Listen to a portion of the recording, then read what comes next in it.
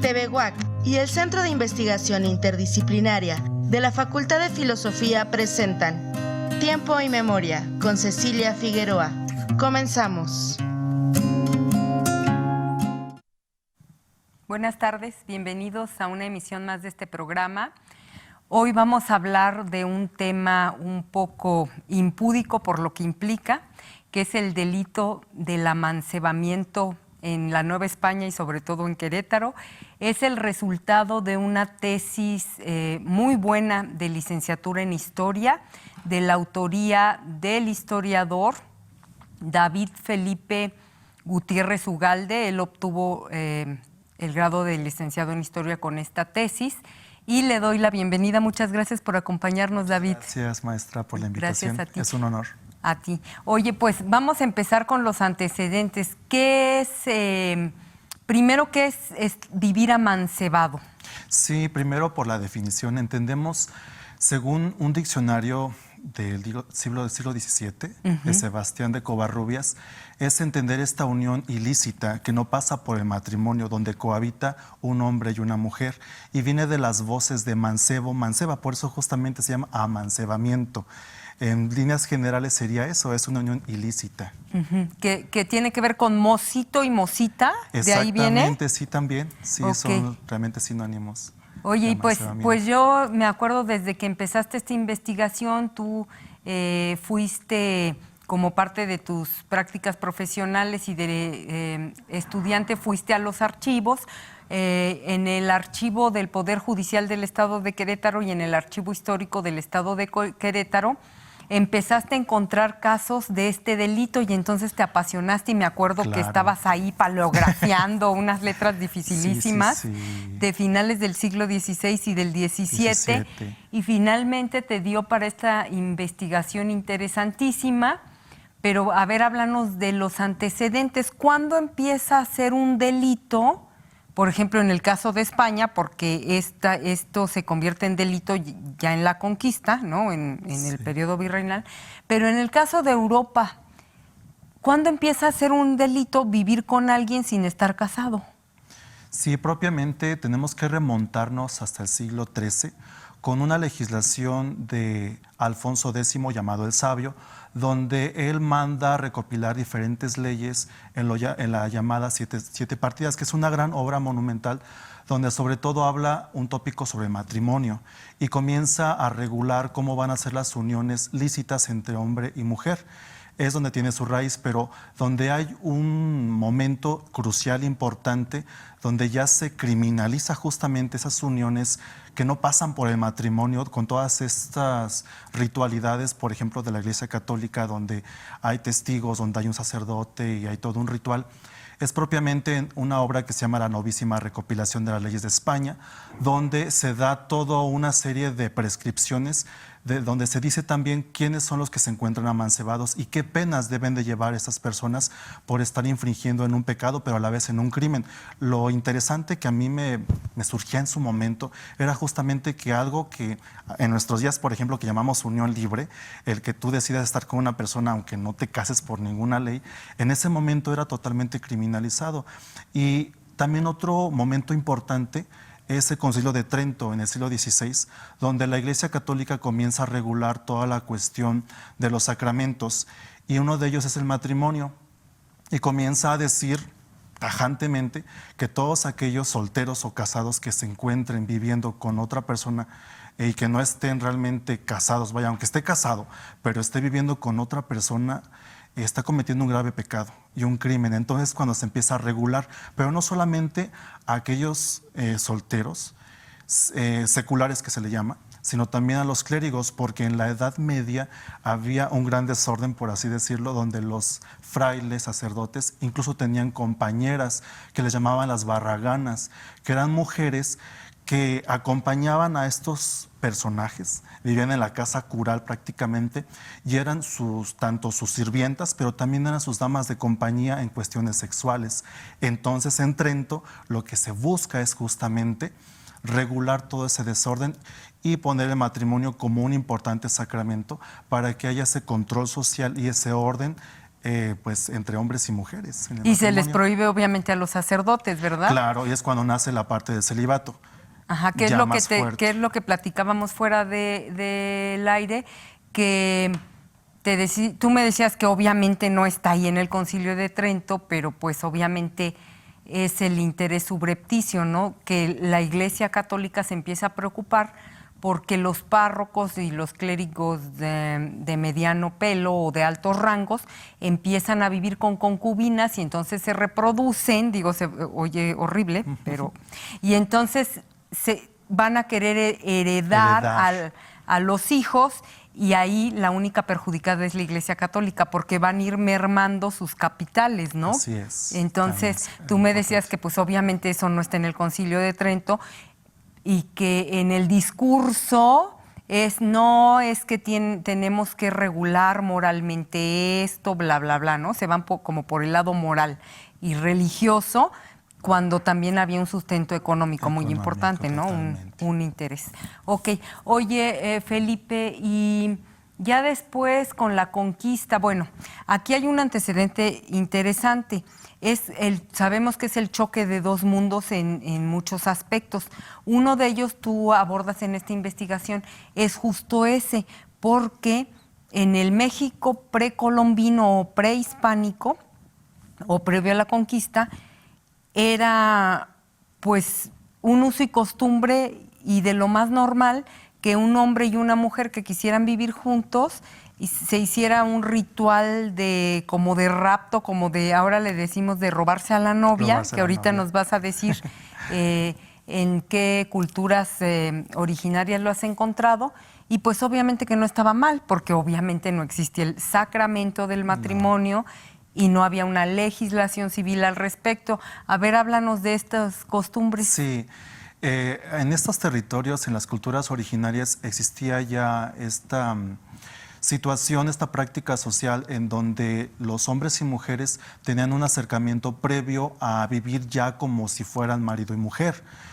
He encontrado, según la investigación que realicé, por ejemplo, en el Valle de Mezquital, también en la cultura nahua podemos encontrar rituales de iniciación al matrimonio, donde, como usted lo comenta, hay como este rapto ritual a la novia, e incluso la misma familia de la novia está de acuerdo y le pide al futuro esposo o al novio en ese momento que se la robe, y para eso pues realizan toda una serie de ritos, de signos en los cuales, por ejemplo, amarran la ropa de la novia con la del novio, y pues toda la gente, el pueblo, la familia en algarabía los conducen.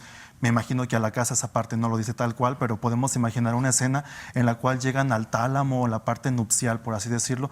Y bueno, esa era una práctica tan generalizada en estas partes. Específicamente en Querétaro, en la cultura otomí, se dice en la relación geográfica que las chicas otomíes eran muy propensas a buscar su compañero de vida, ¿no? Su esposo. Entonces, el escribano de esta relación geográfica comenta que eran como muy precoces, que ya hasta incluso a los 10 años andaban buscando, pues, en noviazgo, vaya, con uno y con otro, incluso tenían intimidad, relaciones sexuales, y andaban viendo quién les convenía más en cuestiones amorosas, incluso, sí, maritales, íntimas, y hasta que encontraban al que realmente cumplía las expectativas de la chica es donde ya se quedaba con esa persona, donde ella decía en esa expresión, donde mi corazón ya se acomodó, donde ya encontró a mi compañero. Entonces vemos que es tan generalizado esta práctica social que podríamos llamar amancebamiento, que es un término propiamente castellano, viene del viejo mundo prácticamente, pero la práctica como tal se hacía tanto en España, en Europa medieval, pero también las culturas precolombinas lo tenían. Solo que esto que estamos platicando, ¿no?, viene justamente una situación de normar a nivel religioso, a nivel civil, por diferentes intereses económicos, intereses de control social, se empieza a convertir primero en un pecado, después en un delito, de una forma de tener controlada a la sociedad.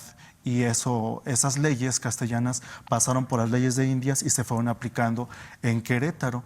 Querétaro, un lugar que pues estratégicamente, históricamente es muy importante para entender toda la dinámica histórica de Nueva España y todavía de México mismo.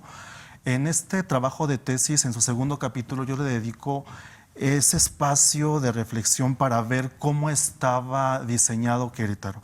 Querétaro en ese momento, siglos XVI a finales y principios del XVII, era un lugar estratégico de paso a las minas de Zacatecas, lo que llamamos el Camino Real Tierra Adentro.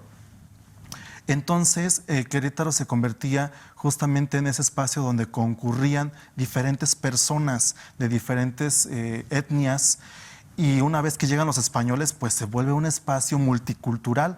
Por eso cuando yo fui a los expedientes me encontraba pues desde mulatos, indígenas, otomíes, tarascos, mexicanos que le llamaban, que son los que venían obviamente de México, los de la cultura nahua, pero también todos estos hispanos, ¿no? Los españoles, portugueses, incluso alemanes. Entonces imaginemos un espacio donde la gente está transitando, donde pasan comúnmente carretas que van hasta Zacatecas, van y vienen. Entonces es un espacio que se presta para justamente este tipo de prácticas que están rayando en lo ilícito, donde llegas, te instalas un momento con tu pareja de ocasión, amancebado, la gente no te conoce, te estás un tiempo y luego te vas. Por eso es que Querétaro es interesante, al igual que otros espacios de Latinoamérica. En la tesis también explico, por ejemplo, lugares como Lima, donde también había este movimiento poblacional muy importante, Honduras, y sobre todo en los espacios mineros o espacios donde estaba creciendo una ciudad. Entonces hay que ubicar justamente un fenómeno del amancebamiento en espacios que están creciendo y que son como puntos de unión entre varias ciudades o puntos geográficos. Entonces yo veo que aquí pues llegaban indígenas de Huichapan, llegaban indígenas de Michoacán, Estado de México. Ajá, Estado de México, incluso Guadalajara. Muchas de ellas venían raptadas porque encontré que en muchas ocasiones esas indígenas eran sonsacadas, como le llaman, por algunos indígenas. Incluso había indios que se dedicaban a ser hurtadores de indias como si fuera un oficio, ¿no? En aquella época, porque se robaban tanto a las indígenas como a las mulatas, sobre todo a ellas. ¿Por qué a ellas? Porque eran, por así decirlo, del estrato más bajo de la escala novohispana, de la sociedad novohispana, las más desprotegidas. Y muchas veces estos raptores o hurtadores de indias y mulatas las llevaban a trabajar a las minas o las vendían o se amancebaban con ellas. Una de las situaciones que yo pude ver en este trabajo de tesis es que la mujer, sobre todo la mujer indígena, fue muy desfavorecida.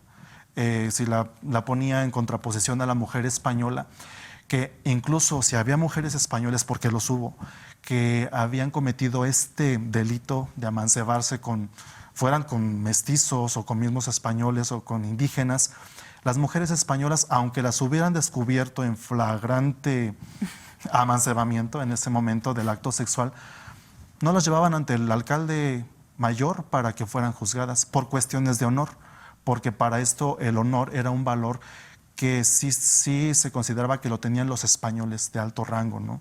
Pero las indígenas, las mulatas, las negras, decían ellas, ¿qué honor pueden tener?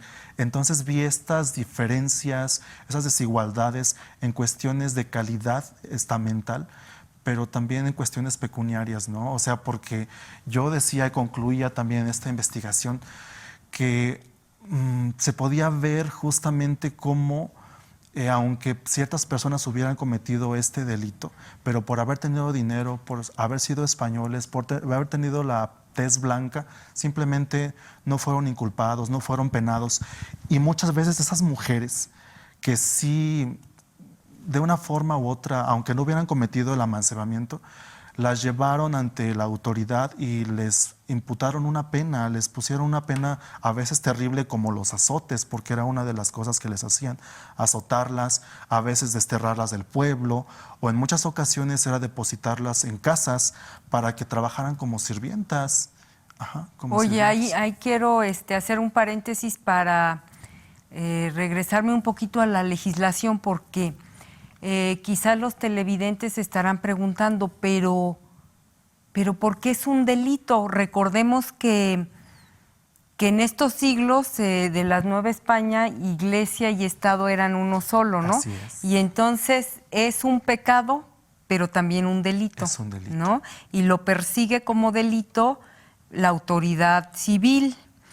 Y te iba a hacer otro comentario al respecto. Que te decía de las españolas de John Super, que es uno de los historiadores que se dedica a Querétaro en finales del XVI y creo que principios del siglo XVII, y él dice que las españolas, pues obviamente como tienen este honor que cuidar y que proteger, el honor familiar, Super dice que no es casual que en este periodo proliferen los templos y los conventos femeninos en Querétaro, ¿no? Que fue el superepicentro. Se llegaron a contar entre 28 y 29 templos, conventos, congregaciones religiosas, y muchos de ellos eran para españolas ricas, obviamente. ¿Por qué? Pues porque no había con quién casarse. Entonces las españolas ricas decían: no hay españoles solteros con quien casarme, pues me voy de monja, porque obviamente nos iban a mancebar en este sistema del que tú hablas de casta superestratificado, con alguien que en escala social fuera inferior, ¿no? Así es. Y ciertamente lo que usted comenta es muy, muy relevante, porque ver estas diferencias étnicas de las españolas y las indígenas, que incluso hay unos investigadores que han hecho también estudios sobre amancebamiento, y me llamó mucho la atención un tipo refrán o un dicho que versa así justamente: india para la cocina, blanca o española para la iglesia y negra para la cama, como haciendo estas distinciones como para qué es cada una de las mujeres. Bueno, vaya, es un poco duro porque pues, no, las mujeres no son objetos, pero aquí en este refrán justamente se ejemplifica, se puede ver cómo existe una mentalidad en que va encasillando a cada una de ellas para ciertas labores, ¿no? Como esta cuestión que yo le comento de hurtar a las indígenas para ser servidumbre, y como para las cuestiones de honor, de religión, las españolas, y las afrodescendientes para cuestiones religiosas. Para cuestiones amatorias, ¿verdad? Amatorias. Y por eso tú en tu investigación, si mal no recuerdo, revisas 54 expedientes. 54 expedientes. De esos 54 expedientes de amancebamiento, es muy interesante ver cómo tú muestras que si hay españoles, por ejemplo, que están amancebados o tienen como concubina a una mulata, ¿no? Que casi siempre son libres, no son esclavas. Sí. No así en la española. O sea, la mujer española no podía relacionarse amorosamente con nadie que no fuera español. Y quizá, bueno, aquí tú me corriges si estoy mal, tiene que ver porque en el sistema de castas, por ejemplo, la esclavitud se heredaba por vientre, ¿no? Entonces era súper estratificado y nacías en un extracto social, hicieras lo que hicieras, ahí te morías. Entonces yo infiero que por eso las españolas que estaban hasta arriba en estos niveles sociales tenían que cuidar mucho eso para no heredar a su descendencia una posición desfavorable, ¿no? Así es, sí, también entraría un concepto que yo no lo trabajo en la tesis, pero sería la limpieza de sangre incluso, ¿no? Cuestiones de honor que están muy, muy, muy precisas allí, de decir, la española no se puede mezclar con ese tipo de estirpe muy inferior, ¿no? Tiene que guardar siempre esto. Y bueno, en las cuestiones, sí, del honor, que tiene que ver con la virginidad, con la forma en que se construye el género femenino, pues es como más fuerte para la mujer que incluso para el hombre hasta nuestros días. Entonces pensemos que el hombre también en la época novohispana tenía esa libertad de moverse en diferentes escenarios y de tener todas esas aventuras sexuales que quisiera, pero no así la mujer, sobre todo la española, que no podía mancillar su honor, ni manchar su apellido, ni manchar su sangre. Y al respecto es muy interesante cómo tú aterrizas en esto del género, ¿no? Que es un concepto que manejas en la tesis, porque te das cuenta a partir de estos expedientes que tú analizas y que interpretas cómo en el caso de los hombres no era un delito perseguido, pero en el caso de las mujeres, sobre todo si eran indias, predominantemente indias, ahí era un delito súper perseguido y castigado, porque había un interés económico de por medio. Háblanos de eso, por favor. Sí, de hecho yo llego a una conclusión, realmente no total, ¿cómo decirlo? No, es una hipótesis, pero no la pude como demostrar totalmente, pero sí a manera parcial, de que el amancebamiento, su criminalización, no se debió solamente a cuestiones morales o que estuviera la ley escrita, sino que había intereses económicos y laborales. ¿Qué es esto? Que yo veo que los alguaciles junto con los alcaldes se coludían para poder e incluso a veces incriminar a personas totalmente inocentes, indígenas, que iban y las aprendían y no les hacían todo un juicio, un proceso, sino que de ahí ya simplemente las pasaban a veces a trabajos dentro de una casa. Forzosos y sin paga, obviamente. Y sin paga, sí. Decían en los documentos que les pagaban algo simbólico, pero a veces no les pagaban absolutamente nada. Algunos casos en los que algunos hombres eran llevados a los obrajes, porque en este siglo ya comienzan esos talleres textiles en Querétaro, donde hay un trabajo forzoso, y pues aprovechando ese tipo de legislaciones y de delitos, pues llevan a los hombres, incluso a veces hasta mujeres, a trabajar a los obrajes. Hay que hacer aquí un paréntesis de qué significan los trabajos forzosos en el virreinato. Los delitos se castigaban no con cárcel, sino con trabajos forzosos. Esto quiere decir trabajos no remunerados, muy esclavizantes, como lo de los textiles, y como en este caso de las mujeres que estaban acusadas y castigadas por amancebamiento. Trabajo forzoso quiere decir que te obliguen a trabajar gratis y en cuestiones muy pesadas. Y en este caso, Felipe, tú te das cuenta que a estas mujeres indígenas, sobre todo, las inculpan para que vayan a fungir como servidumbres de los principales, de españoles ricos o autoridades, y entonces son servidumbre gratis y se supone que están pagando un delito. Háblanos de esa corrupción que encontraste, que tú dices, sí, entiendo lo que dices cuando dices, es que no pude comprobar totalmente la hipótesis. Lo que pasa es que obviamente en la historia y en los documentos y estas cuestiones de corrupción, pues evidentemente no están en los documentos, pero los historiadores hacemos esa labor, ¿no?, de interpretar lo que está ahí de manera como escondida, subrepticia, pero está ahí, es que tampoco se puede negar esa corrupción. Sí, claro. Háblanos de qué encontraste. Por ejemplo, el doctor Juan Ricardo Jiménez, yo lo leí y él comenta en una de sus obras que los alguaciles ganaban muy poco. Entonces, por ahí me fui en ese hilito, ¿no? Ganaban muy poco, a veces 2 pesos, 3 pesos, una cosa simbólica. Entonces yo dije, posiblemente estos señores, con tal de hacerse de otros centavos más, lo que hacían era ir y buscar a parejas amancebadas o aparentemente amancebadas para hacerse de más dinero, porque obviamente su trabajo era aprehenderlos y les pagaban por esa aprehensión. Y de ahí se costeaban un poco más el dinerito. Pero aparte, pues, era una forma de hacerse ese dinero y de llevar estos condenados, por así decirlo, a las indígenas a casa de algún principal español del pueblo. Y pues quiero pensar que también había como ese pago por parte de ya me trajiste esta persona que me va a servir en mi casa, esta indígena, esta india, pues ya recibes otra cantidad, ¿no? Entonces yo por ahí estaba buscando justamente esas vetas de cómo había esta corrupción, porque incluso encontré casos como por ejemplo la india Tarasca Juana.